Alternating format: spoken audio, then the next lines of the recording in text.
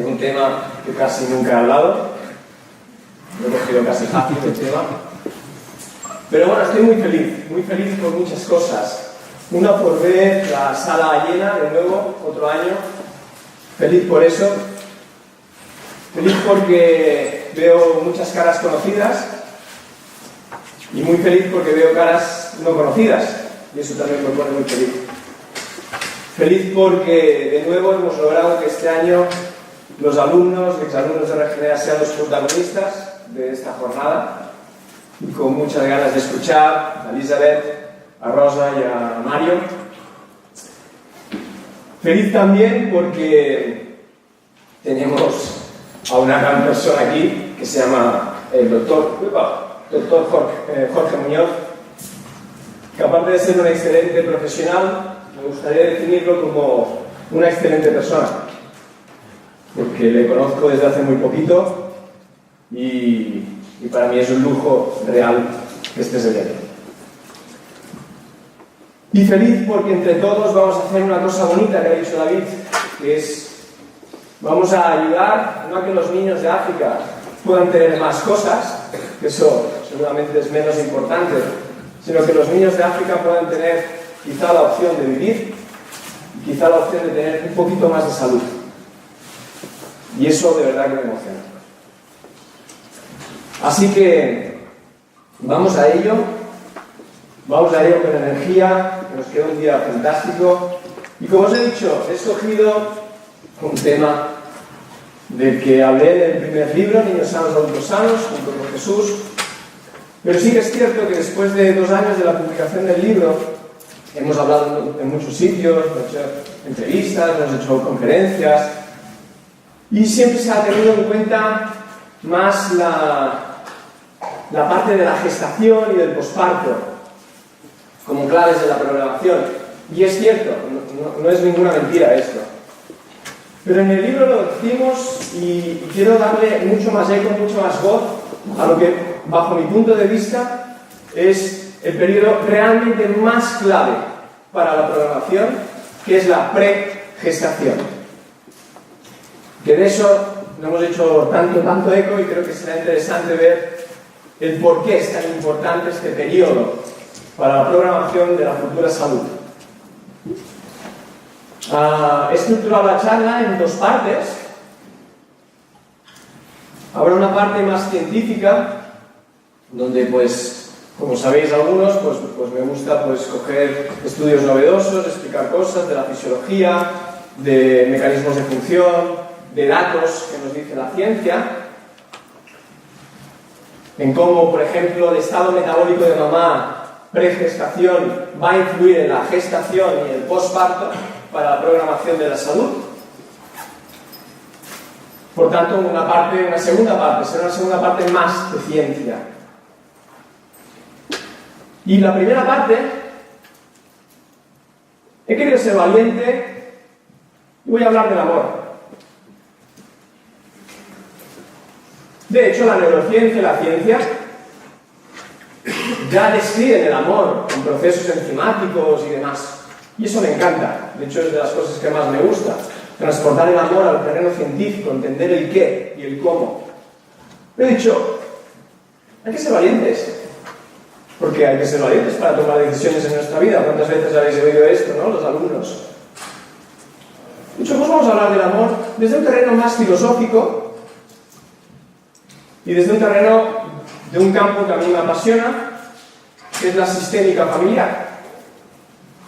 Así que quiero que entendamos que esa primera parte tiene que ver con cómo podemos realmente programar la pregestación desde el amor y desde el orden. Y por eso esta primera parte va a ser enfocada ahí. Y de hecho, antes de empezar, sabéis que a mí, pues hace tiempo que perdí el miedo a decir lo que pienso. Y empiezo con una crítica. Con una crítica a nuestra amada evidencia científica.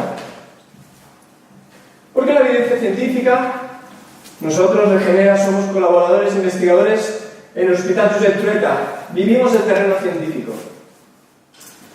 Y puedo decir que el terreno científico tiene muchas carencias. Y no puedo decir nada más que gratitud y gracias por dejarnos, el doctor Wilfredo Ricario y el doctor Fernández Real, por aprender con ellos en el Hospital Josep Trueta. Sí que quiero decir que la evidencia científica hoy día ya no ha pasado, ya no es un dogma. Parece que es una religión. Y esta reflexión la quiero dar porque a día de hoy parece que si no presentas 20 papers de evidencia A, no podemos decir nada. Y si tenemos un debate, si no presentas esos 20 papers y el otro presenta solo 3, gana el de 20. Y sinceramente, creo que nos equivocamos. La salud no se puede explicar con evidencia científica. Porque nos olvidamos de algo que es muy importante, que es la experiencia clínica, el día a día. Porque no hay ningún estudio con una N de 300.000 personas donde se hayan podido valorar 10 variables distintas.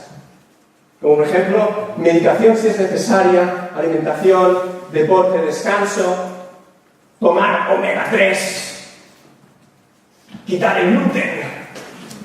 El gluten ahora ya tiene hasta pinchos y parece que es punky, porque todo el mundo habla del gluten. Y sí, el gluten es malo, sí, pero ya está. Tampoco se valora si somos simpáticos en una visita, ni se valora el color que tenemos en la consulta. Y si una persona sale con paz o sale sin paz de la consulta, eso no se puede valorar con evidencia científica. Pero eso para mí, todo eso es más que evidencia. Y de hecho, estoy deseando escuchar todas las ponencias y yo he sido el partícipe de traer al doctor Jorge Muñoz porque necesito escuchar la evidencia más que hay. Lo que se vive en sitios donde tienen carencia. Eso es evidencia más que hay, bajo mi punto de vista. Y podemos debatir lo que queráis. Quiero coger un texto corto de Tomás Ibáñez. Tomás Ibáñez fue catedrático de Psicología Social en la Universidad Autónoma de Barcelona y dice en uno de sus textos que atacar la razón científica es hoy en día una necesidad no para acabar con el conocimiento científico, sino para romper su funcionamiento como retórica de la verdad. La evidencia está bien, sí, la necesitamos, sí, pero que hay mucho más. Hay mucho más. Con eso quería empezar. Una jornada científica, sobre todo con sentido común, para poder hablar del periodo de preconcepción. De hecho, fijaros que donde hay menos evidencia es en el periodo de preconcepción, en la gestación y en el posparto. Porque los comités éticos no permiten hacer estudios de intervención que pueda poner en riesgo la fertilidad, que pueda poner en riesgo el feto y que pueda poner en riesgo la salud del niño. Por tanto, tenemos una carencia muy grande del nivel A en evidencia científica en este terreno. Algo tenemos que utilizarlo. Pero cuando pensamos en periodo de preconcepción, muchas veces puede salir esta imagen de una mujer pensando en un bebé. Y bajo mi punto de vista, vuelve a ser un error. ¿Por qué? Sí que es cierto, y no quiero entrar en ningún tipo de debate en los tipos de familia que pueda haber, cada vez hay más familias monoparentales, es cierto. Vamos a coger el ejemplo de lo que es más común, que es esto, que es una pareja. Una pareja que quieren ser papás, mamá y papá. Por tanto, el periodo de preconcepción es importante que hablemos de la pareja, no de mamá solo. Porque si no, mamá se sobrecarga. ¿Me lo dice algún estudio de evidencia que se sobrecarga? No, lo dicen 15 años de terapia en consulta, experiencia clínica, donde en muy pocas ocasiones viene la pareja, sino que solo viene mamá. Y eso es un error. Un error garrafal. ¿Por qué es esto? Este es un nuevo sistema. Un hombre, una mujer, dos hombres, dos mujeres, no quiero entrar en esto. Una pareja forma un nuevo sistema, un sistema familiar cuando se une. De hecho, por eso me gustan tanto las bodas, porque se le dice a todo el mundo, somos un nuevo sistema. ¿Lo pilláis? Algunos lo pillan, otros no. Por tanto, felicidades por vuestra boda. Se forma un nuevo sistema, pero cada uno de ellos viene de un sistema de origen. Tiene sus padres y su familia de origen. Pero cuando se juntan, se forma un nuevo sistema familiar. Y es este nuevo sistema familiar el que va a querer tener un hijo. Y eso es importante. ¿Y qué es un sistema? Para los que no sabéis qué es un sistema es un conjunto de elementos que se interrelacionan entre sí. El sistema más importante para el ser humano es la familia. Y de hecho, puedo decir en consulta, y mis socios creo que estarán de acuerdo, seguramente, de David, de que la mayoría de los procesos de alteraciones de la salud tienen que ver con procesos perturbados en vínculos con la familia. Y el gluten también, que está ahí. Pero ¿sabes qué pasa? Que las patatas y las zanahorias no tienen gluten. No hay que ir a pedir, ¿tienes zanahorias sin gluten? ¿No? Eso no es un estrés, ¿no? Eso es un sistema. Y este sistema tiene que generar un programa de salud para la programación de la futura vida. Ojalá fuera tan bonito así, ¿no? ¿Ver, o Rosa? Ojalá no fuera tan bonito. Generar un programa de salud. Y teniendo en cuenta algo, y es que en este programa de salud hay que tener en cuenta que el amor tiene que venir a tiempo. Y quizá no entendemos ahora esta frase, pero va a tener mucho sentido. Para poder explicar esto, estuve mirando cuentos y relatos, porque un cuento nos acerca a la realidad muchas veces. Pero bueno, la verdad es que cogí el comodín de la llamada y llamé a un gran amigo de Regenera, a un gran profesor de Regenera, y quizá el mejor profesor que he tenido en mi vida, que se llama Bernardo Ortín. Le dije, Bernardo, ¿me ayudarías a encontrar un relato o un cuento para poder empezar la charla? Porque voy a hablar cosas del libro y la charla va a ir de esto. Y Bernardo, que siempre está dispuesto a ayudar, dijo, ¿qué te parece este cuento? Y ese cuento del pescador y el genio. Dije, pues voy a explicar este cuento en la jornada. A ver si se pilla esto del amor viene a tiempo. Tiene que venir a tiempo. Y dice así. Érase una vez, como todos los cuentos empiezan así, y a mi hija le encanta que empiece así.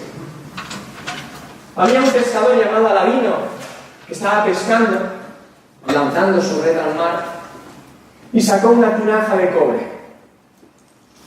Cuando la abrió, salió una enorme nube que se convirtió en un enorme genio. Y el genio miró a Aladino y le dijo, te voy a matar. Aladino, el pescador, se asustó, pero era muy listo Aladino. Y lo supo burlar y retar, diciéndole cómo un enorme genio puede caber dentro de una botella tan pequeña. ¿Me lo demuestras? Y el genio, soberbio, se lo demostró. Total, que entró el genio en la lámpara y el Aladino que era listo, cerró la lámpara, la tiró al mar y se salvó. Pero ella encerrado, el genio, dijo que hallándose confinado en su botella durante los primeros 100 años, se dijo a sí mismo, haré rico para toda la vida a quien quiera que me libere. Pero pasaron 100 años y nadie me liberó.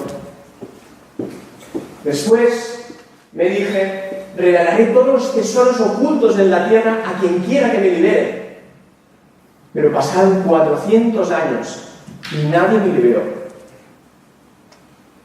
Después se dijo, colmaré de 3 deseos a quien quiera que me libere. Pero nadie me liberó. Enrabiado, se dijo a sí mismo, a partir de ahora mataré a aquel que me libere. Y ese fue Aladino y lo quiso matar. ¿Os imagináis que alguien liberó al genio cientos de años atrás? No lo hubiera matado. ¿Qué hubiera pasado? Lo hubiera colmado de riqueza. El amor tiene que llegar a tiempo. Hay varios ejemplos que podríamos utilizar en situaciones, por ejemplo, el típico caso de un chico que está enamorado de una chica y se lo hace saber durante meses y la chica lo rechaza. Hasta que llega un momento que la chica se da cuenta de que está enamorada de él y se lo dice. Y el chico dice, ya, pero ahora ya no. Ahora yo ya no estoy. El amor no vino a tiempo. Otra situación sería los chicos de reformatorio que pegan al cuidador. Y el cuidador dice, ¿por qué me pegas a mí? Si yo te cuido. Dice, porque siento rabia, porque a mí no me cuidaron. El amor no vino a tiempo. Y hay una situación común a día de hoy, que es, estamos en el momento evolutivo del ser humano, hablo de países occidentalizados, donde sufrimos más infertilidad. No hay, creo que, momento evolutivo del ser humano donde se haya sufrido más infertilidad que a día de hoy. De hecho, si pensamos, tenemos pues una chica, 15 años, empieza a tomar medidas anticonceptivas, la píldora, hormonas, parches, ¿no? O anillos, o el DIU, o cosas más mecánicas como el preservativo. Y a los 35 años decide ser mamá. Pero decide ser mamá mañana. Y no se queda embarazada. Y genera estrés. Con esto no quiero decir que una mujer con 35 años y 40 años no pueda ser mamá. Lógicamente, no estoy diciendo eso. Creo que la fisiología tiene su tiempo también, ¿eh? Lógicamente tendremos más números de podernos quedar embarazados cuando tenemos 20 años que cuando tenemos 45 años. Eso se entiende, ¿no? Eso es lógico. El amor tiene que venir a tiempo. Y eso es importante. De hecho, si cogemos la imagen de esa de la pareja que ha formado un nuevo sistema, cuando piensa en tener un hijo, en este periodo de preconcepción, ¿os imagináis un tablero de ajedrez? Un tablero de ajedrez donde se pone una pieza, o sea, hay un movimiento de una pieza, o quitamos una pieza porque nos hemos cargado la torre. ¿Y qué ocurre? Que cambia todo el sistema de juego, cambia todo el sistema de la partida de ajedrez. La vida es un continuum de movimiento. Ya lo que altera el equilibrio va a ser la llegada de un nuevo miembro, porque todo se tiene que reestructurar de nuevo. De hecho, el sistema actual, la pareja, se va a reestructurar. Y también las familias de origen. Si todo eso está bien ordenado, como veremos ahora, es facilitador. Todo se facilita a que haya lugar para el nuevo miembro. ¿Y qué ocurre cuando no está ordenado? Hay un poquito de estrés. Y poquito es quedarme corto, en muchos casos. ¿Por qué? Fijémonos, voy a coger un ejemplo de Néstor. Néstor, creo que me sé la lección, tú me corriges. Del seminario de Néstor de Detox, el segundo, en psiconeuroinmunología, que habla del hígado. El hígado como facilitador de la salud, porque el hígado funciona para limpiar las impurezas, ¿verdad? Si el ambiente es correcto, el hígado va a poder hacer su función de limpieza. ¿Es así? Pero hay un momento donde el hígado no va a poder hacer la función de limpieza. ¿Cuál es ese momento? Cuando hay inflamación. Cuando hay una activación del sistema inmunitario, el hígado ya deja de ser facilitador para ser amplificador de la señal inmunitaria. ¿Y para qué? Para reclutar más al sistema inmune para poder resolver algo en tiempo récord. Por tanto, tenemos que podemos facilitar o podemos amplificar, y lo vemos, por ejemplo, en fisiología como es el hígado. Una inflamación de bajo grado constante bloquea la capacidad de detox. Vale, cogemos este ejemplo de facilitación y de amplificación. Si todo está ordenado en el sistema actual y en los sistemas de origen, se facilita todo. Es más fácil. Si no, Lo que ocurre es que se puede amplificar en una señal inflamatoria de estrés. Pongo un ejemplo bastante claro. ¿Cuántas quizá conocéis a algún amigo que tiene un amigo de esos? ¿Sí? Siempre ponemos el ejemplo, donde en la pareja uno hace de madre o uno hace de padre. Por tanto, uno hace de hijo o una hace de hija. Pero en el momento de que se estructuró la familia, ese sistema nuevo se equilibró. La frecuencia captó. Bien. Pero ahora esa pareja tiene un hijo. Y la mamá que ya había hecho de madre de su pareja, ahora es mamá de su propio hijo. Y os puedo asegurar, el posparto es una situación bastante inflamatoria. No sé si alguna habéis vivido el posparto. Con eso no quiero decir que, por favor, tener hijos, no salgáis de aquí diciendo que no tener hijos, ¿no? Al contrario, es espectacular. Pero fíjate que esa mamá que está siendo ahora la mamá de ese hijo, se da cuenta que no puede con esa sobrecarga porque encima tiene que hacer de mamá de su marido. Y se amplifica la señal. Estrés. Si eso se resuelve antes, ya no hay estrés. De hecho, aquí veo caras conocidas y caras conocidas de la consulta, donde me dicen en pospartos, Xavi, qué bien ha ido trabajar todo eso antes, ¿eh? Qué fácil está siendo todo. Si no lo hubiera hecho antes, no me puedo imaginar la situación de estrés que hubiera tenido en el posparto. Bueno, esos relatos reales, son relatos reales, ¿no? Por tanto, podemos ver que podemos amplificar o no amplificar la señal. Podemos facilitar, será mejor facilitar, ¿verdad? Pero para facilitar tenemos que tener en cuenta algunos conceptos claros. Uno, estoy hablando del amor. El vehículo en un sistema familiar es el amor. Pero el amor tiene que estar con orden. Porque si no hay orden, el amor se convierte en una sobrecarga.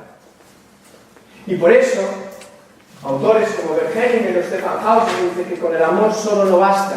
Ese amor tiene que estar con orden, ordenado. De hecho, amor y orden son contrarios y pueden y deben complementarse. Igual que la vida está llena de contradicciones, que la verdad pocas veces están de un solo lado.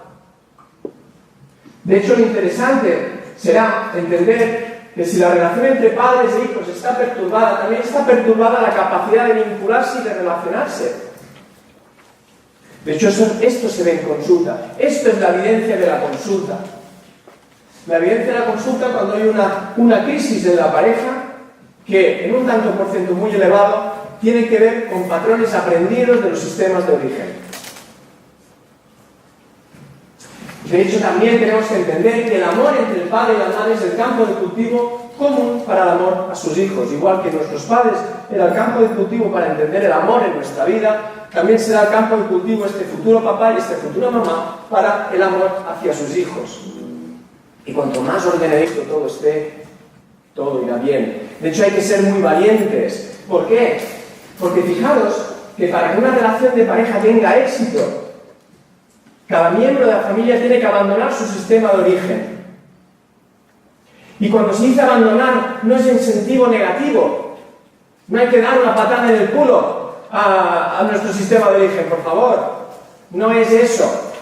Hay que entender un sistema de origen con paz.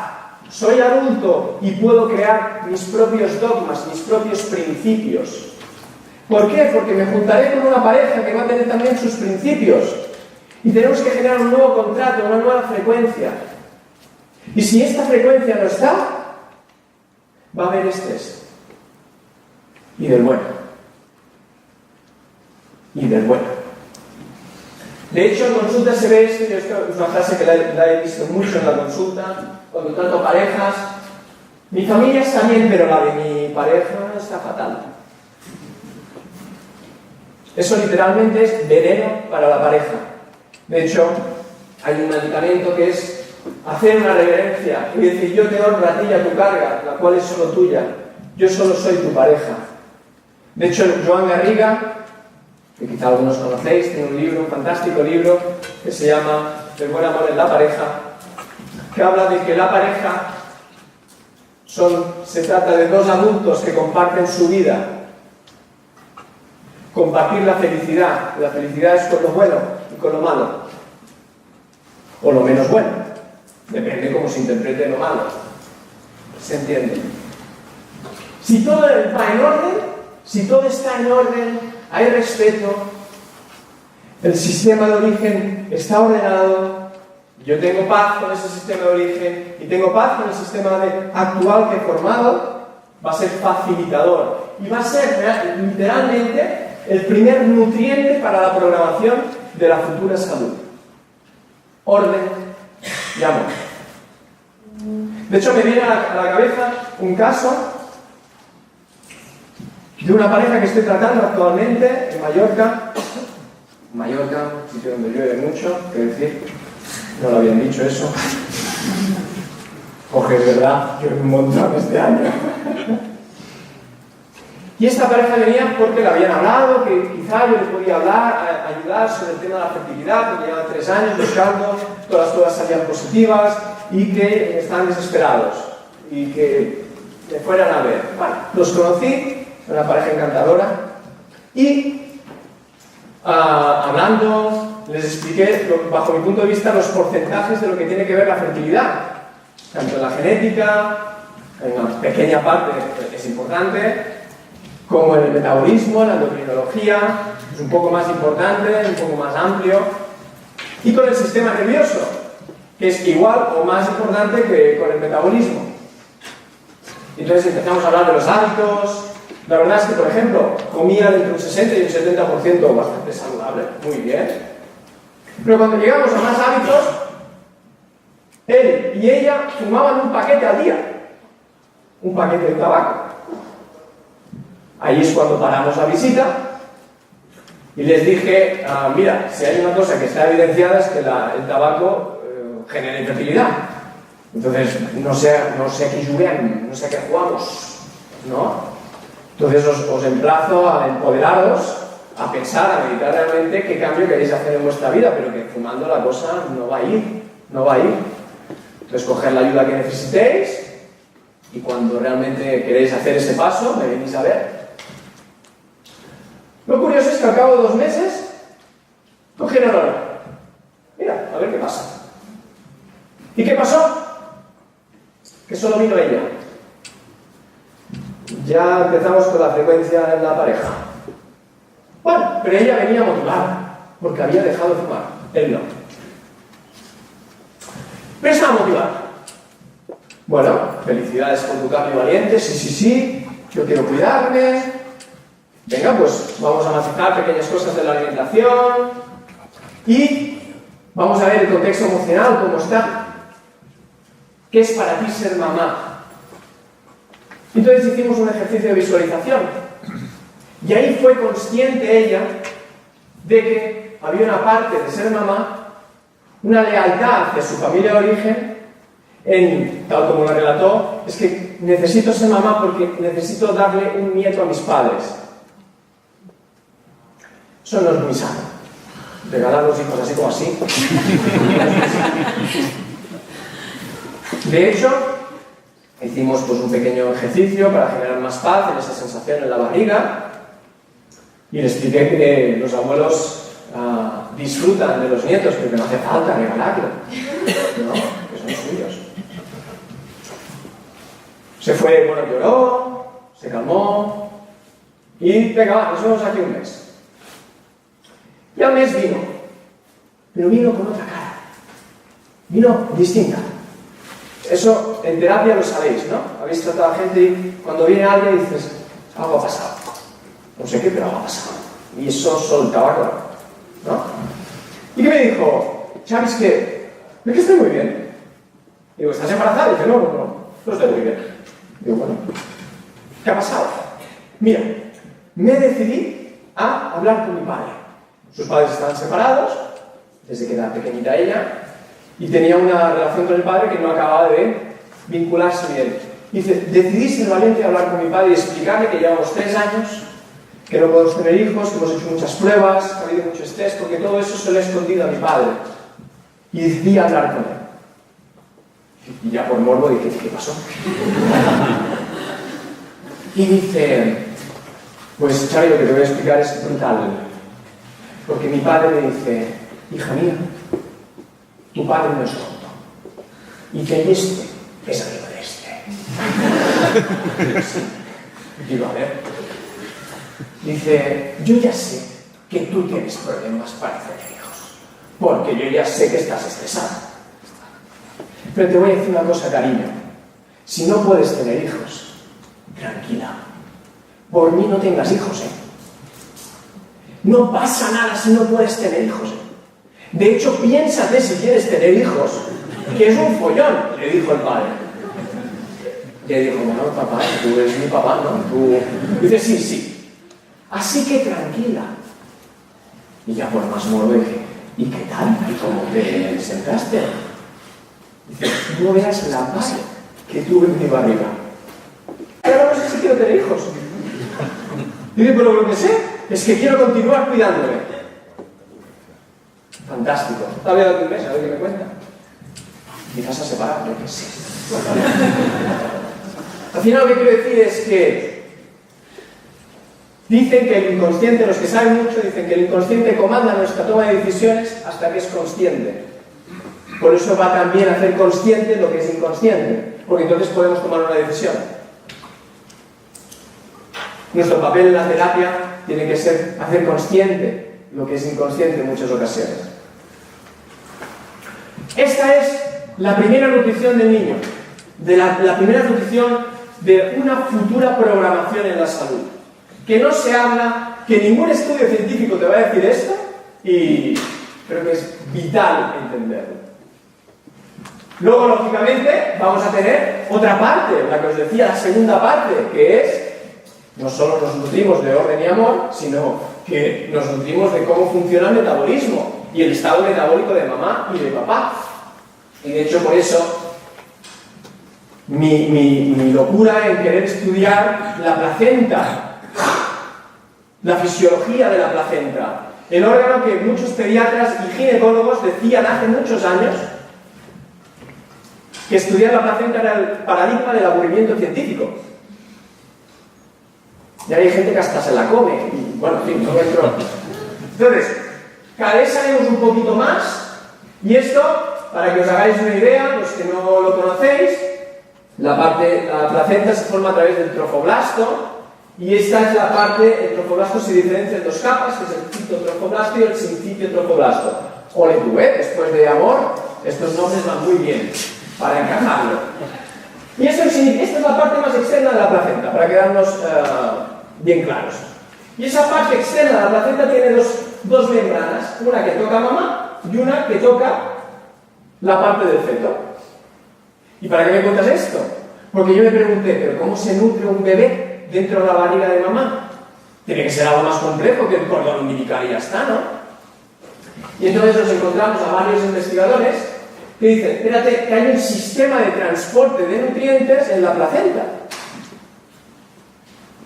Espectacular. Y que se localiza en las membranas del sincitiotrofoblasto, en esta última parte esta parte más externa de la placenta. Transportadores de glucosa, de aminoácidos, de ácidos grasos, con un montón de nombres raros. No es hoy el motivo de detallar todos estos nombres. De hecho, algunos alumnos han hecho examen hace nada de esto, ayer, ¿no? ¿Cómo? ¿Bien? ¿Bien? ¿Ha ido bien? Sí. Era mal. La pregunta es, ¿el ambiente metabólico de mamá afecta al transporte de nutrientes? Esa fue la segunda pregunta que yo me hice. Dije, la marca va C. Sí, porque sustancias, hormonas, citoquinas que tiene mamá pueden afectar al transporte de nutrientes al feto. Ahora quizá entendemos que es tan normal, entre comillas, o habitual tener tantos casos de diabetes gestacional, o de niños que salen con macrosomía, o que niños que salen con restricción del crecimiento intrauterino, niños que salen pequeños. Ahora podemos entender que si esto falla, falla todo. De hecho, fijaros, esto es un estudio muy reciente, el año pasado, cómo mamá con obesidad, pregestación y gestación con obesidad aumenta la actividad inmunitaria, más citoquinas preinflamatorias que pueden llegar a aumentar el transporte de nutrientes, produciendo una macrosomía, macrosomía es un bebé que nace más grande de lo normal, más de 4 kilos, o en otro caso, impidiendo que el transporte de nutrientes funcione bien, por tanto, siendo más pequeño, lo que se llama una restricción del crecimiento intrauterino. Fijaros que también el ambiente va a determinar el nivel de serotonina en la placenta, y que si hay un aumento de serotonina en la placenta, está relacionado con un peor neurodesarrollo. Pero si la serotonina era algo bueno, ¿no? ¿No era algo bueno? Sí, la serotonina en la cabeza sí, pero es que el tanto por ciento más elevado, el 95% de la serotonina, eso se ha dicho tantas veces, se forma a nivel del aparato digestivo. Y es la serotonina periférica. Aquí vemos un estudio donde esta serotonina periférica, solo un 2% es libre en sangre y el resto está almacenado en plaquetas. ¿Y qué ocurre cuando hay inflamación? ¿Qué ocurre cuando hay una actividad inmunitaria? Que las plaquetas liberan serotonina. Por tanto, hay un aumento de serotonina periférica. Y actualmente la serotonina periférica está definida como un marcador inflamatorio. Por tanto, más serotonina periférica en la placenta, peor neurodesarrollo. Genial, ¿vale? Y fíjate qué ocurre, esto es el sincitio trofoblasto, si capta LPS, son los lipopolisacáridos, esa parte de la membrana de las bacterias gram negativas que pueden reaccionar con receptores del sistema inmune, como son las receptores que seguramente Carlos esta tarde nos va a hablar, no sé yo, pero saldrá quizá en todas las receptores. O como ácidos grasos son capaces de captarse en la membrana de la placenta e inducir una respuesta de producción de citoquinas proinflamatorias, factores inductores que van a ir al núcleo de la célula del sincitio trofoblasto y van a decir, a ver, genes inflamatorios, estos, venga, activar. Entonces genera una inflamación literal en la placenta. ¿Y esto tiene alguna consecuencia en el peque? Fíjate qué consecuencia. Predisponemos a aumento de la permeabilidad intestinal en un bebé. ¿Pero por qué? ¿Esto es tan raro? ¿Esto es tan raro realmente? No. ¿Por qué se aumenta la permeabilidad intestinal? ¿Dónde está el sistema inmune innato? ¿Cuántas veces hemos escuchado? El 80% del sistema inmune está en el aparato digestivo. Y Carlos, me encanta la frase que siempre dice, el epicentro de nuestra salud es el intestino. Entonces, ¿no es lógico que yo tenga que abrir la barrera del intestino para que salga el sistema inmune a atacar lo que tenga que atacar? Claro, es lógico, es que es fisiología. Pero si el ambiente es inflamatorio constantemente, ya voy a predisponer a un aumento exagerado de la permeabilidad intestinal en niños que ya van a ser más susceptibles si tienen una carga genética, un antígeno, por ejemplo, para producir diabetes de tipo 1, autoinmune, otras patologías autoinmunes. Por ejemplo, ahora trato una bebé de 2 años con artritis reumatoide. Esto no es normal. Esto no es normal. Ahora, es normal entendiendo el contexto que pasó pregestación, gestación y posparto. Y además que tiene una predisposición, ¿no? Entonces, programamos niños más susceptibles. Eso no quiere decir que sea una norma y que vaya a pasar, sino son niños más susceptibles.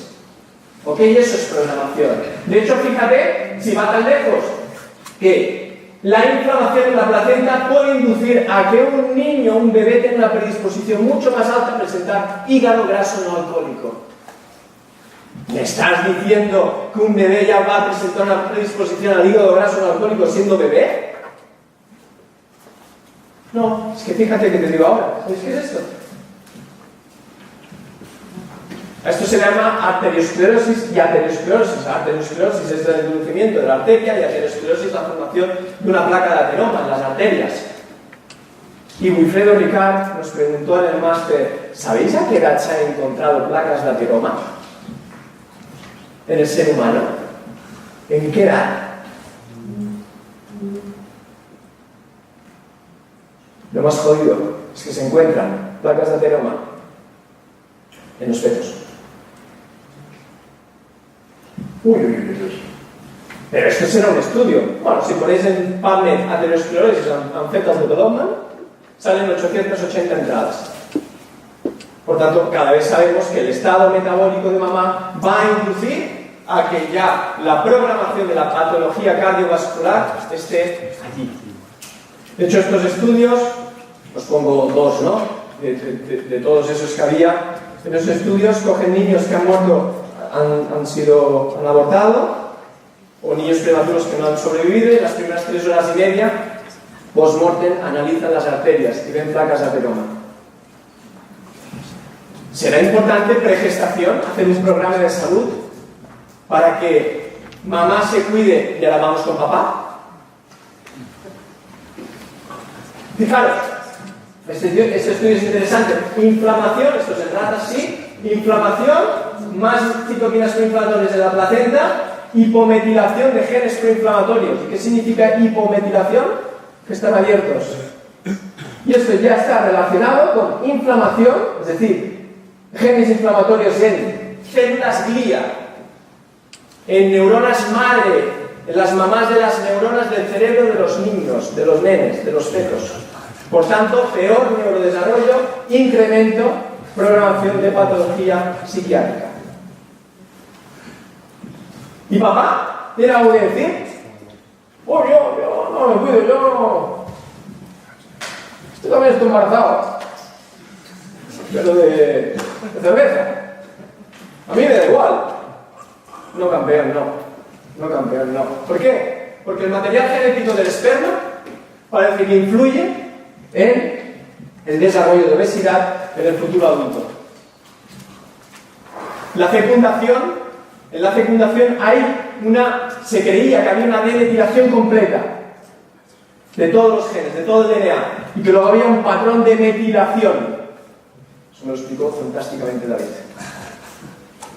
Pero ahora sabemos que no, que un 10% de los genes no se demetilan, y que es este 10% en la fecundación el que parece que mantiene el patrón de metilación del resto del DNA. Por tanto, la carga genética importa mucho. Así que papá, también cúratelo, que es cosa de dos. De hecho, ya en bancos de semen se analiza la calidad del esperma y la calidad del donante. ¿Okay? Resumiendo, ambiente prenatal, pregestación, gestación.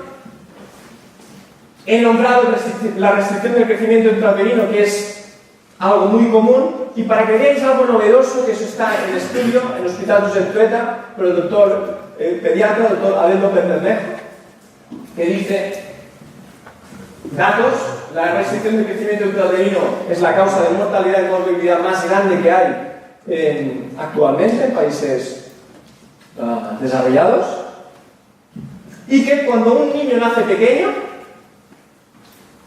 tiene dos opciones: recuperar peso o no recuperar peso. SGA es Small Gestational Age, PEG es pequeño para edad gestacional, es lo mismo. Si nazco con menos de 2,5 kilos, tengo la opción de hacer catch-up, que es recuperar peso, o de no hacer catch-up, que es no recuperar peso. Curiosamente, los que no recuperan peso no tienen predisposición a patología metabólica. Los que recuperan peso tienen predisposición a patología metabólica. Y solo las chicas tienen predisposición a patología hormonal. A pubarquia, a pubertad precoz. Las niñas, eso lo tengo mucho en consulta, niñas con 9 años con la regla, eso no es normal, para nada. Y a síndrome de ovarios poliquísticos.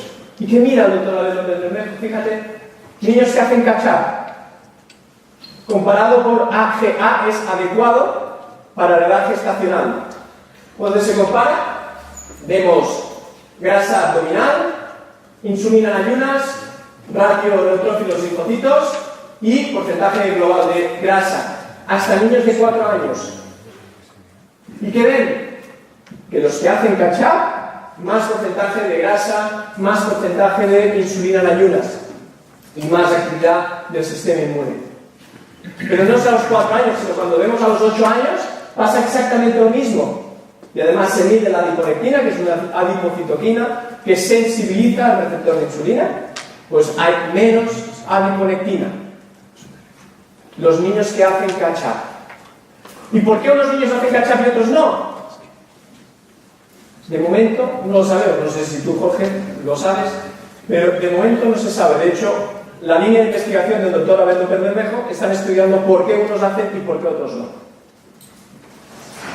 Y para acabar, ¿qué es? Los que hacen catch-up, ¿qué se encuentran? Que tienen menos capacidad de expansión del tejido adiposo. Menos capacidad de expansión. ¿Y qué es menos capacidad de expansión? Que tienen menos capacidad de aumentar la grasa subcutánea, y si tengo menos capacidad de expandir la grasa subcutánea, voy a producir más grasa visceral. ¿Qué es grasa visceral? Grasa que envuelve un órgano. ¿Y qué produce esa grasa que envuelve el órgano? Inflamación. Como dice la diapositiva del doctor Wilfredo Ricard, podemos tener un delgado sano, un delgado inflamado con menos capacidad de expansión, un obeso inflamado o un obeso, entre comillas, sano. Está buscando acabar enfermo. Y yo soy de bacterias. Las bacterias me gustan. Las estudiamos. Con Carlos en el Hospital Trueta tenemos prácticas de nombrar esos nombres tan raros, ¿verdad, Carlos? Y tenía que poner solo un estudio para decir, hey, que si mamá está obesa, la microbiota está alterada y la microbiota va a programar también inflamación en la descendencia. Por tanto, literalmente, nutrir a un bebé tiene que ver con orden, con amor y con el estado metabólico, no solo de mamá, sino también de papá. Colorín colorado, este cuento se ha acabado. Muchas gracias.